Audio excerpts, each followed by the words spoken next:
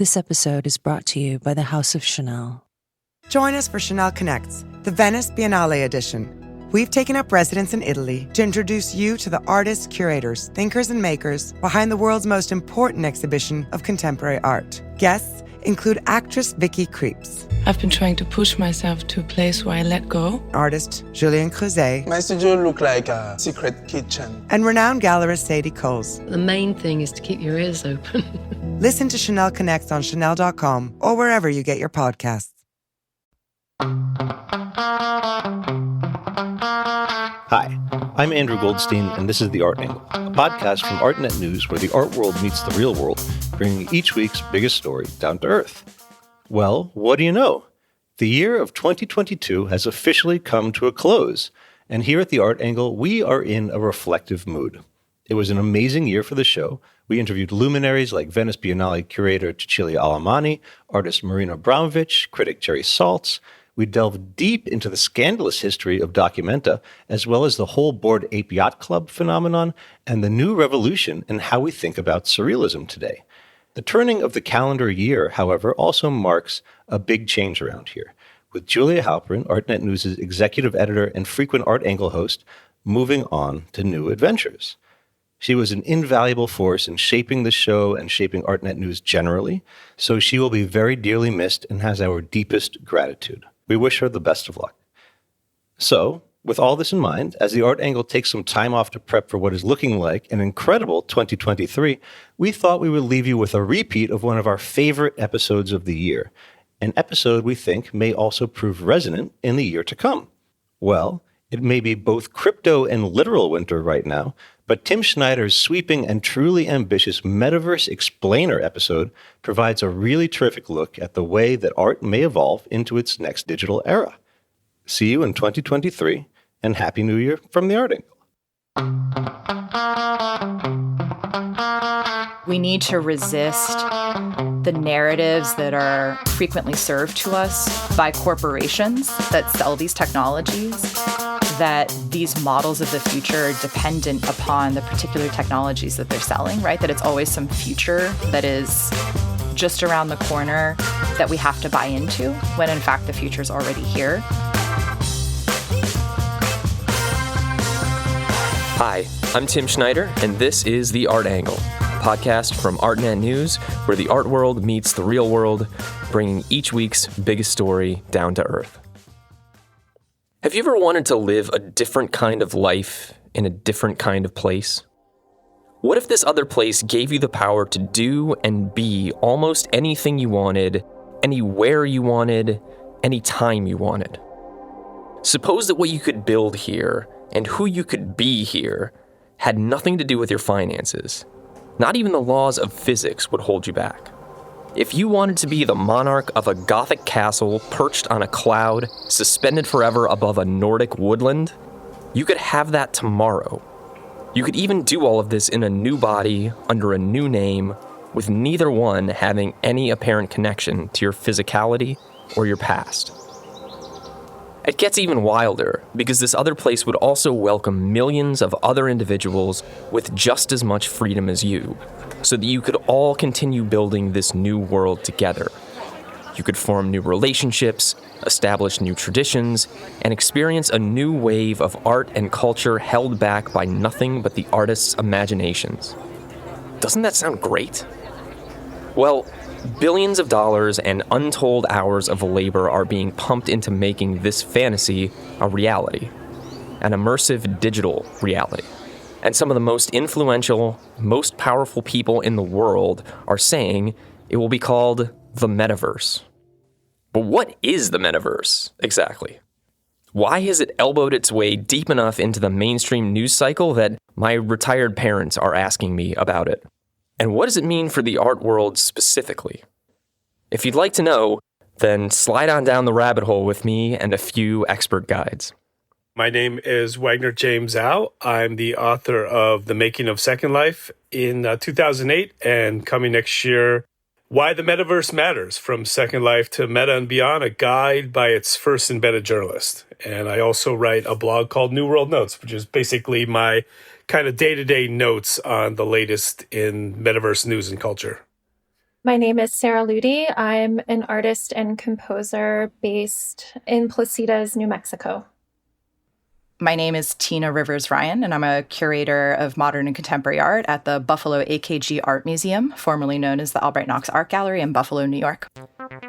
If you've only heard about the metaverse in the past year or so, you probably identify it with either a major corporate pivot from Mark Zuckerberg's rebranded tech colossus, now known as Meta, or, in the art world, Sotheby's Metaverse, the auction house's nascent NFT sales platform. So it might surprise you to learn that the idea has actually been around for decades. In fact, developers have now been trying to build versions of a metaverse for close to 40 years, according to Wagner James Au. Basically, from the inception of the internet, there's been a desire to create virtual worlds. In the mid-'80s, a very groundbreaking virtual world called Habitat was launched. It was actually from George Lucas's game publishing arm. And Habitat was a 2D, but it had kind of animation, and it showed each user having their own virtual home where they would have a mailbox and they'd be able to walk to other homes and communicate with other users. And so that was one of the first sort of very prototypical virtual worlds that was described through graphics. And then after that, Active Worlds was another leader in this space, and that came out in the late 90s. And that was very much created with the idea of being a metaverse. Where does the word metaverse come from, anyway? In 1992, programmer and sci-fi author Neal Stephenson published a now-classic dystopian novel called Snow Crash. The story takes place on a near-future Earth where most citizens escape their miserable day-to-day circumstances by using virtual reality headsets to live as avatars in a shared, computer-generated world where anything that can be imagined can also be built or experienced. That world was called, you guessed it, the metaverse.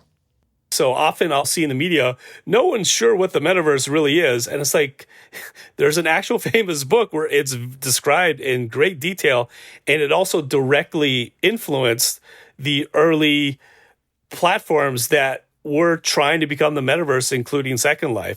When I came into Linden Lab, I saw Snow Crash, the book, very prominently among the reference books in the company's library. Neal Stephenson is a programmer as well as an author, so he really thought through how large this is going to be, what the concurrency of users is going to be, avatar capabilities, and he laid it out very explicitly.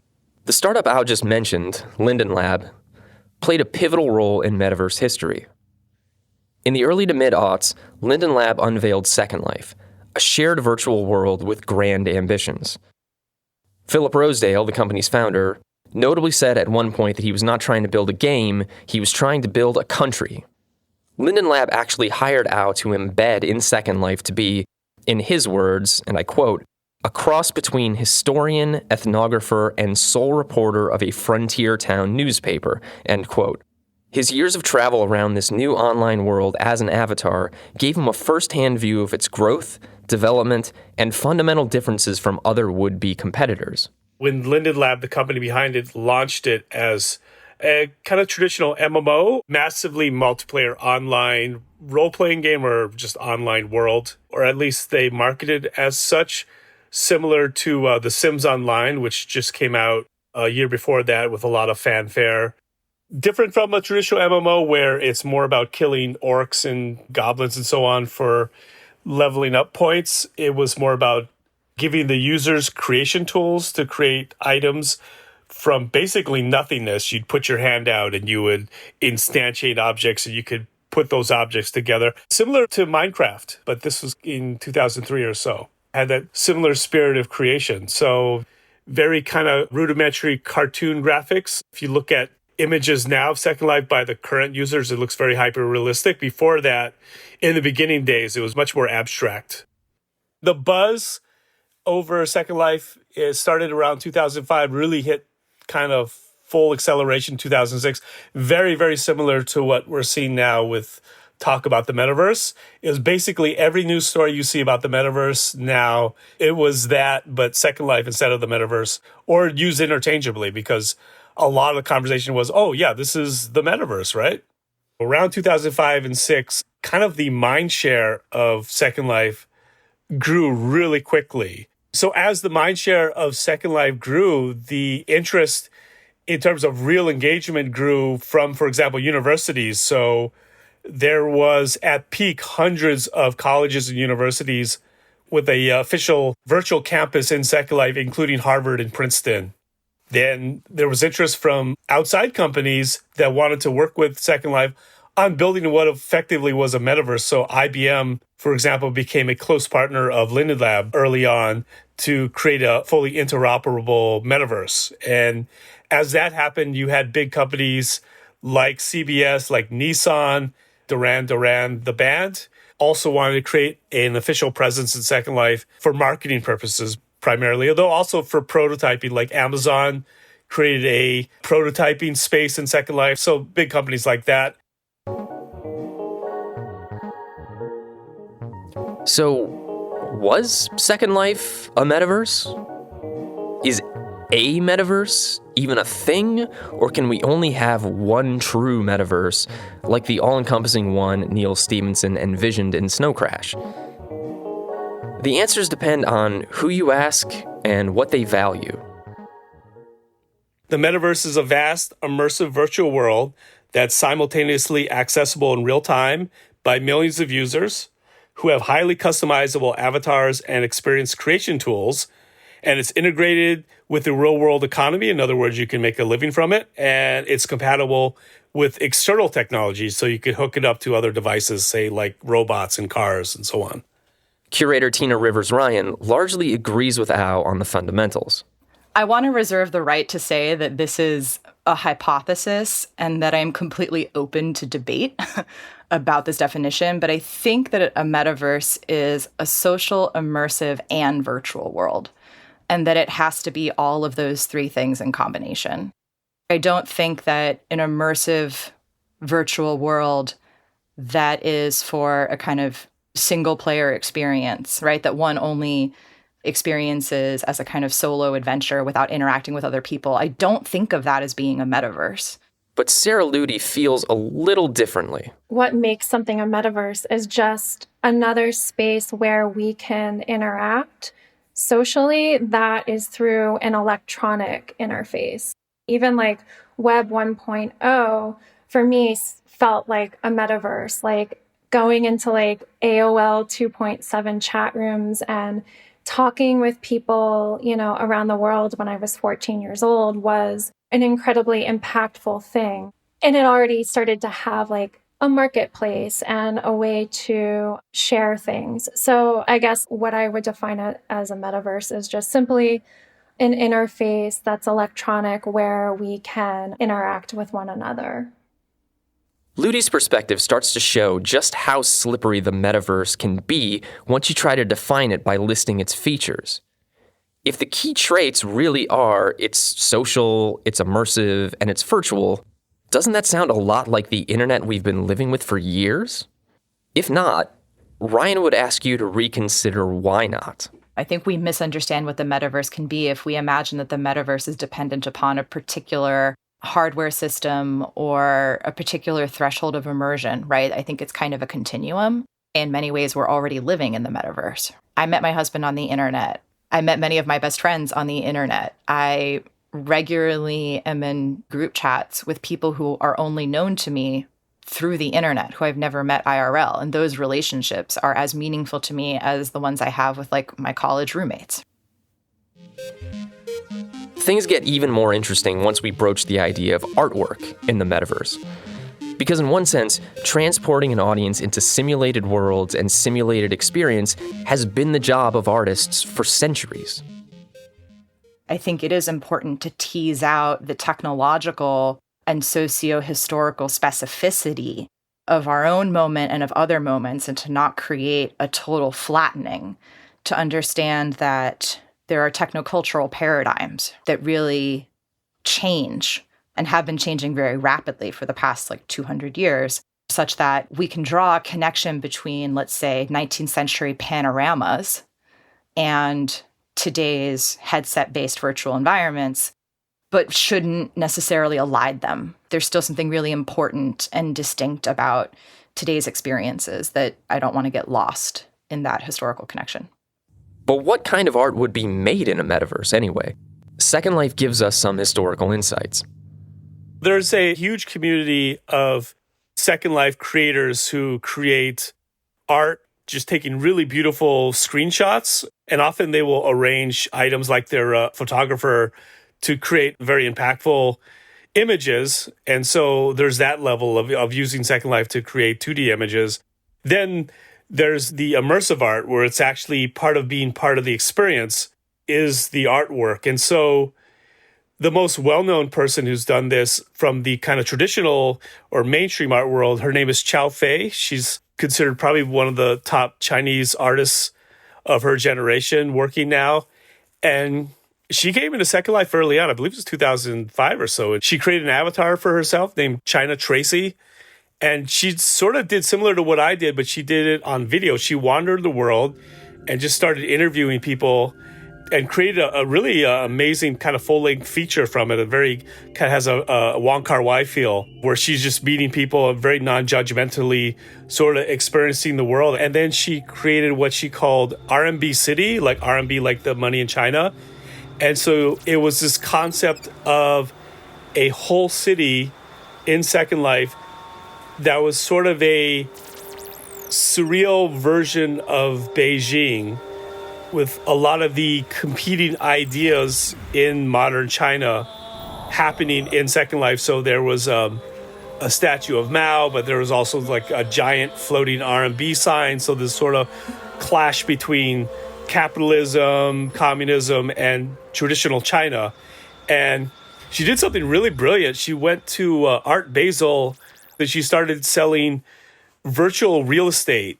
They created a real estate agency in Art Basel, and people would come in and bid on virtual real estate that they could buy to own property in Second Life in this RMB city.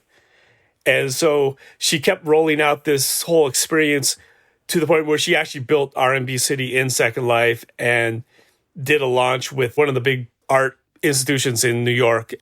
Another one more from the community, his avatar name is AM Radio.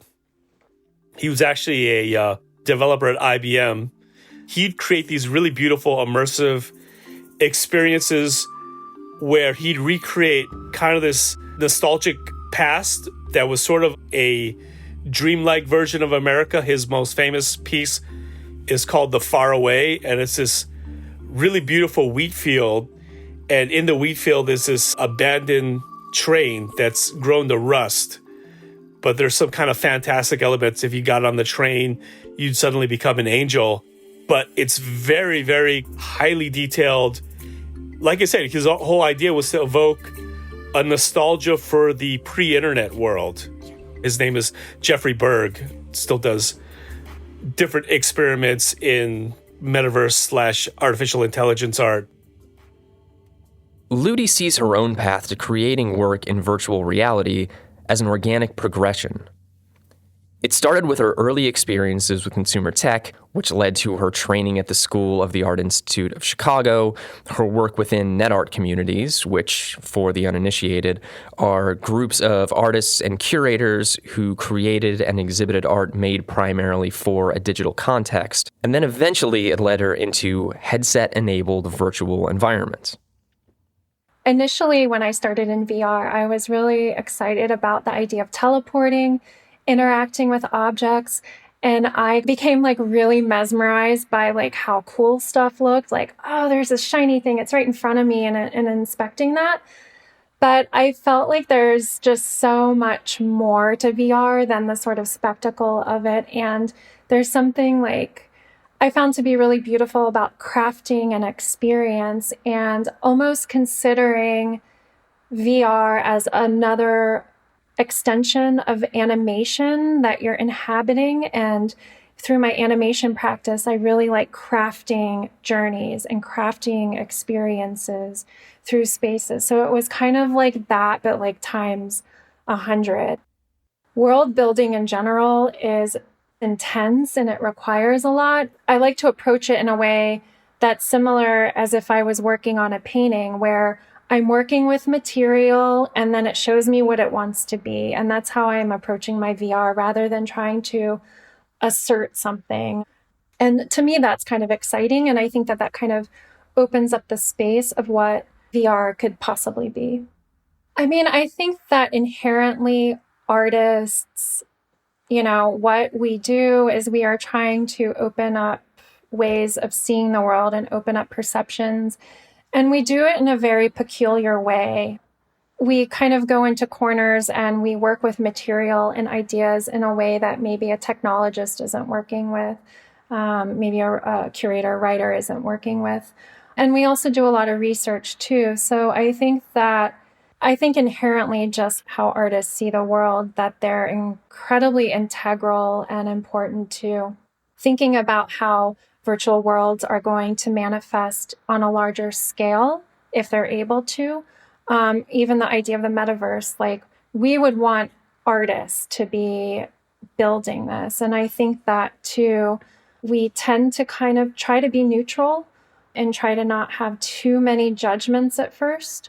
So we can go into something without any preconceived notions or bias and able to sort of extract, from those experiences. Other contemporary artists have been engaging with online virtual worlds in even more boundary-pushing ways. I mean, I think to me, the poet laureate of the metaverse is and will always be Laturbo Avedon, who is essentially the first avatar artist. Laturbo Avedon is a being that exists only on the internet. They are a username, a profile, a character that exists across many different gaming platforms, social media networks. And of course, each time Laturbo is instantiated in one of these networks, they might appear slightly differently. They might have a different history, but the name is always the same. Laturbo is actually the artist who authors works within these spaces. And if I was going to point to something particular that Laturbo has done, I think one of their most sort of high-profile projects is the work they did inside of Fortnite Creative, which was commissioned by the Manchester International Festival, and created an experience called Your Progress Will Be Saved. And so you can actually go and interact with this world in Fortnite Creative, or you can also experience it via Twitch.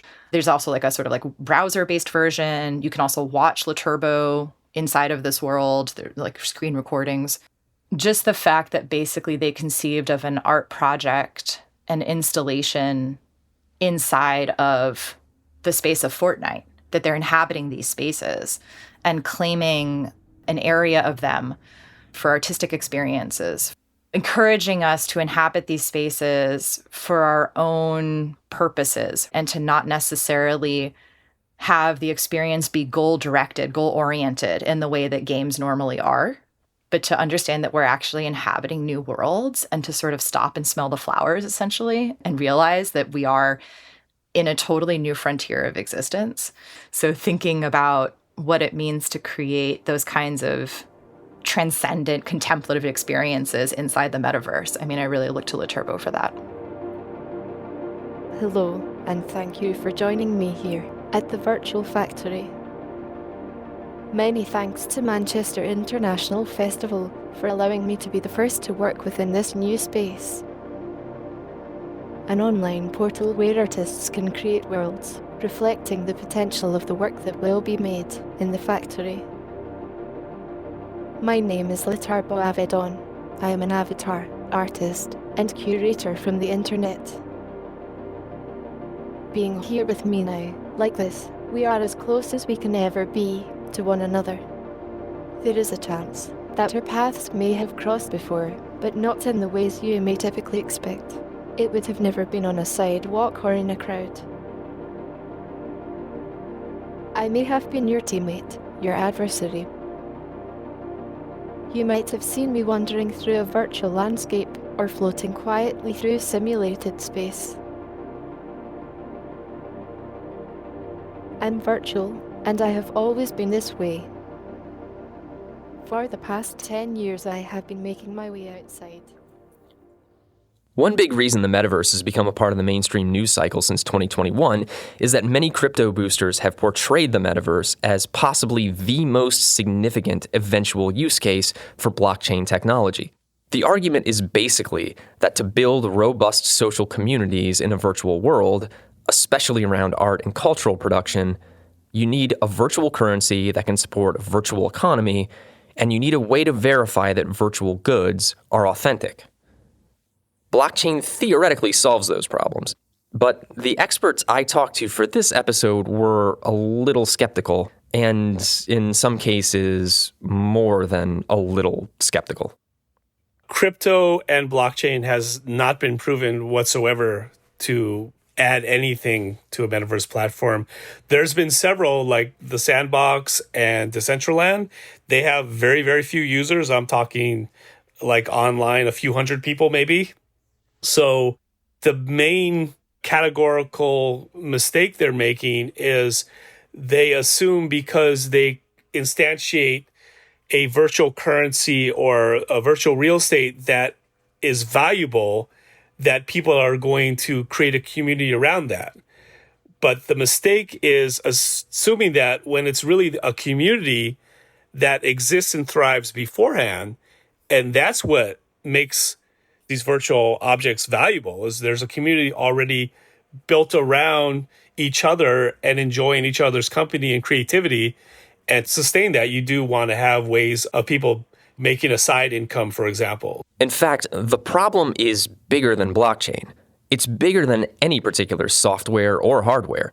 It's about setting up the public to believe that the only ways to be a part of the metaverse are to pay for products or services that they don't already have and to accept conditions that they might otherwise not.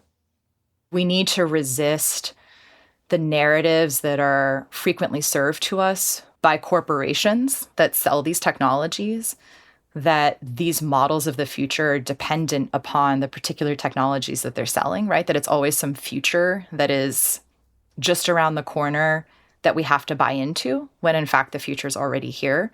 And of course, we can also talk about the fact that there may be certain parties who are invested in us not recognizing the way in which our lives have already been transformed by these technologies, and not just by literally by technologies like headsets, but by paradigms. The headset almost becomes an afterthought when we've already achieved such a thorough penetration of surveillance technologies into our everyday lives.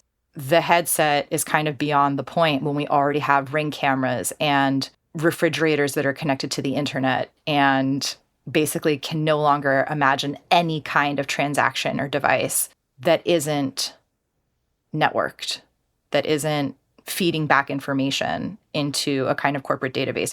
This line of thinking is especially relevant to the boom and semi-bust of NFTs in the art industry since the $69.3 million sale of Beeple's Everydays in March 2021.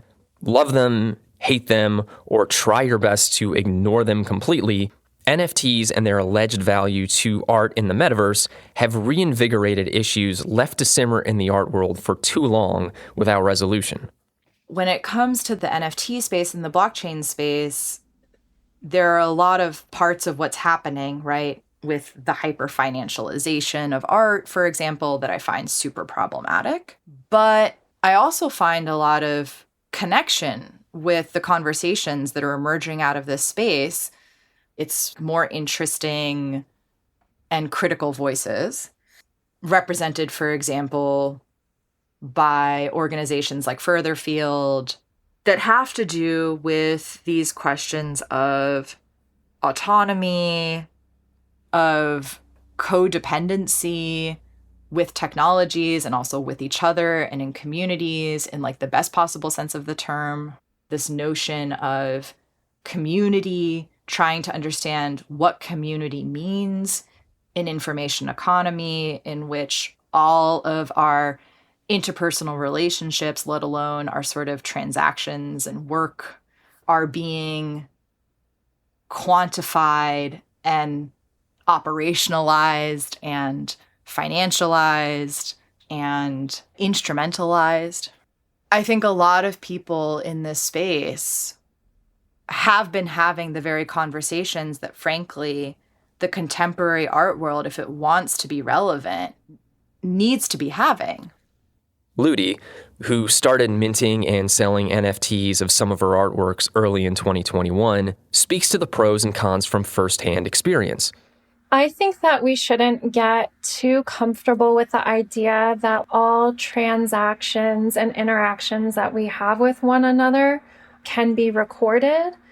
I have a bit of like a dystopic fear that that's where we're headed, especially we have to remember that we're in this heavily surveilled era.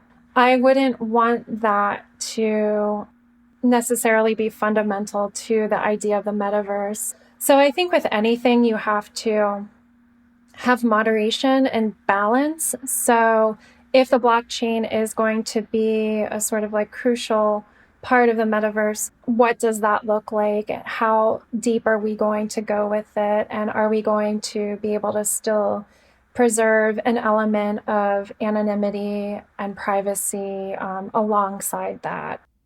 With the boom of NFTs, it was incredibly exciting, first of all, for underrepresented artists to be seen and to have a platform to connect with other peers and to be supported. Their works being collected, they're making a little money. They might not have to take that one freelance job for like a couple months and all of these things. And that seemed to be a sort of breakthrough for the digital art community, and especially for artists who I like to say like laptop artists, you know, like where I consider myself like a laptop artist. I don't have a massive studio. I like to be self-contained and not do things that are super resource heavy. However, I think that there is totally room for that. I don't know what that looks like because I don't think that the NFT space is necessarily a healthy and sustainable space because of what is required from artists to have to constantly be marketing and promoting themselves. Like you have to be plugged into Discord 24/7 and you're basically like juggling several other aspects of what it means to be an artist in a way that takes away from just making art, and it's exhausting. So personally, I'm actually like in a digital detox right now and reassessing what it means to have a healthy, sustainable digital practice. But that like spawned from burnout. I can barely open my computer screen right now and actually like struggled to finish the last works of my show because I had burned out just having to be online all the time. I'm seeing a lot of the same sort of like problematics happening again in the digital space that happened when post-internet came about. These institutions and curators are always elevating the same group of artists and their processes at the expense of ignoring so many other amazing artists. So, after all of the caveats and complications raised so far, you might be asking yourself, why does the metaverse matter, especially for the art world? What can it offer that we don't already have and we can't already do? It's a chance to create a new forum that is not toxic in the way that social media is toxic now, where the engagement is based on what's effectively creating an artificial version of yourself. You know, who we represent ourselves on Instagram or TikTok and so on. It's not really who we are completely. It's just sort of a side of ourselves that, you know, we think is the most attractive, the sexiest, funniest, and that's who we put ourselves out there to be. And that's because you can kind of really edit and templatize who you want to present in a social media space, where in a metaverse platform, the interactivity is online and in real time, and you're interacting with people from all over the world, and your avatar is not a falsified version of who you are in real life. It's more of a idealized or aspirational version of not only who you are, but your interests and, what you would like to become. And so it's this new way of engaging with people all over the world. Still, it's important to balance Al's optimism about this subject with some of the thornier realities learned from living life online for a generation or two. I think, as always, it helps to have some historical perspective and to go back and remember that a lot of the early utopian rhetoric around the internet came down to this idea that on the internet, nobody knows you're a dog. It's like wonderfully encapsulated in that New Yorker cartoon, which I think was from like 1994. The idea that the internet would be a space in which one could completely leave behind identity, and I think by extension, identity politics. I mean, you have to remember, like, the early 90s, this is like the culture wars have been raging. We have the AIDS crisis. We have the censorship of artists. You could become anybody on the internet. You can become anybody that you wanted to be.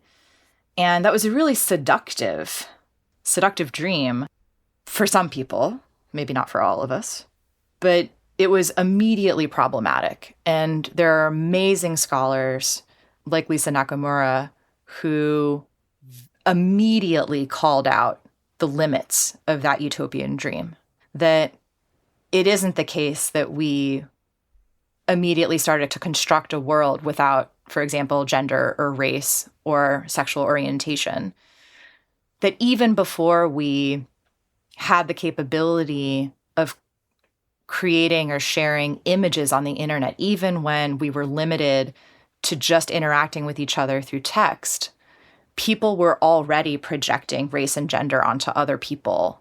As other scholars like Jennifer Gonzalez have noted, if you think of identity as a skin that you can just sort of take on or off at will, then yes, one can imagine that one can go on the internet and be anybody, but that's actually not what identity is. Identity is the result of a lifelong, deeply rooted experience of a series of social relations.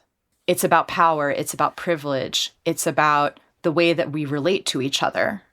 All of our social relations are mediated by things like our age and our race and our gender and our sexual orientation. And even just something like whether or not we presume that we have the privilege to occupy a space or to speak or to have access is something that is the result of how we have lived our whole lives in society. And you can go on the internet and you can pretend to be a different race. You can say you're somebody that you're not, but you still carry embedded within you the summation of your lived experience of the world, which has always been raced and gendered and classed, and et cetera, et cetera. As a sort of silly, like, concrete example of this that I like to give people, I am disabled and I've worn these medical devices on my body since 1997 that basically are like portable infusion devices. They're like IV drips and catheters that you might be hooked up into a hospital, right? I wear these portable digital devices that are like that, but there's tubing. I have tubing coming out of my body. And over the past, 25 years, I've learned to be really cautious around door handles because I get caught on them. My tubing will snag on a door handle, and sometimes it snags so badly that it actually rips my subcutaneous infusion sets out of my body. What do you think happens when I go into the metaverse and I see a door? I flinch. Like, even virtual doors, I still instinctively am careful around them because it's not so easy to leave behind a lifetime of trained reflexes. I carry my disabled body with me into the metaverse. It's not necessarily a utopian place where I can just be free of my devices.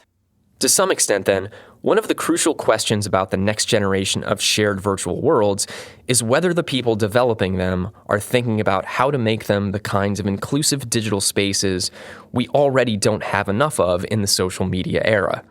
How do we create a metaverse where everyone can participate and can be included in building it? And that also means, how are we going to get those folks who don't have access to the internet, let alone a computer, how are we going to get their perspective in this metaverse? Because if it is something that truly is going to be global, we have to also consider those things. So we should dream about how we're going to make that happen. Personal identities aren't the only ones that need to be worked through in a metaverse context either. We also have to reassess the identity of institutions. When it comes to art in particular, what role do museums and nonprofits play in an immersive virtual world where participants can do literally anything that they can dream up? Ryan has thought a lot about this question. At a bare minimum, I think museums have a responsibility to be involved in the conversations that need to be happening around technology.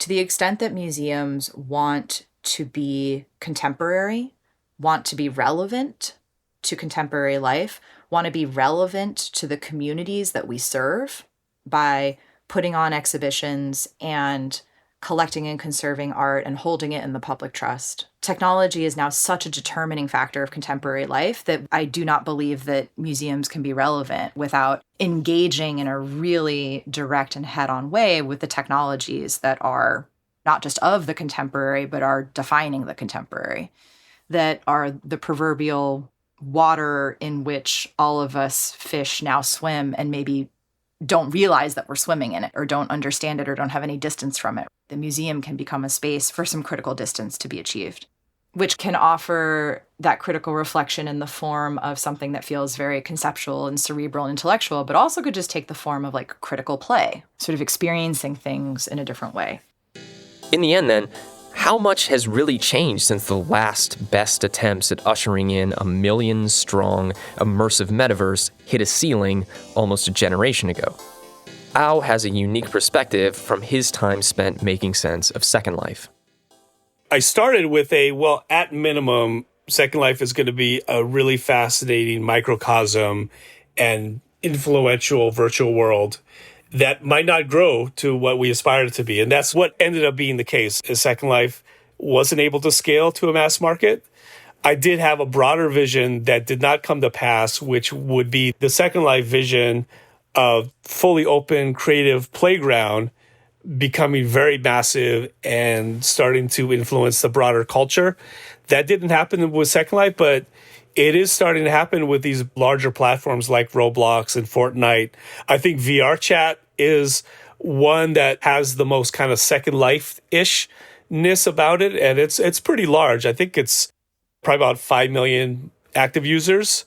So it's already kind of past what Second Life was able to do. I'm still hopeful all of the diversity of content and creation and artistry that we saw in Second Life can now scale to some of these platforms. So we really can see these platforms transform the broader culture. A lot of technologists treat the metaverse concept as simply a technology problem, where actually it's about creating an online society, an online world that people can thrive in and meet other people and collaborate creatively with them and build off that creativity. If Ao is right, then, art, artists, and the industry around them indeed have a meaningful role to play in building whatever shared virtual world or worlds come next. The question is whether anyone is interested in letting them into the Bay Area boardrooms where so many of the key decisions about the metaverse are being made these days. If not, the difference won't just be about aesthetics or device features or price points for whatever we'll need to access the end result. Embedded within every new technology is a set of beliefs about why it is valuable, who deserves access to it, and how it should incentivize its audience to live. These same arguments are as fundamental to hardware and software as they are to art and culture. It's all the more reason that it's incumbent on all of us to sort through what matters most in each of these arenas. Because if we simply accept big tech's preferences as necessities, then we're going to be pushed into a metaverse defined by gadgets and gimmicks and return on investment. And in that shared virtual world, the main types of art that will thrive are the types willing to fit into whatever contours are left over by the people who are dictating the future to the rest of us. That's it for this week's episode of The Art Angle. Special thanks this week to Wagner James Au, Tina Rivers Ryan, and Sarah Ludi. If you like what you heard, subscribe, rate, and review us on Apple Podcasts, Spotify, or wherever else you get your podcasts. The Art Angle is produced by Sonia Manalili, Caroline Goldstein, and me, Tim Schneider. Thanks for listening, and see you next week.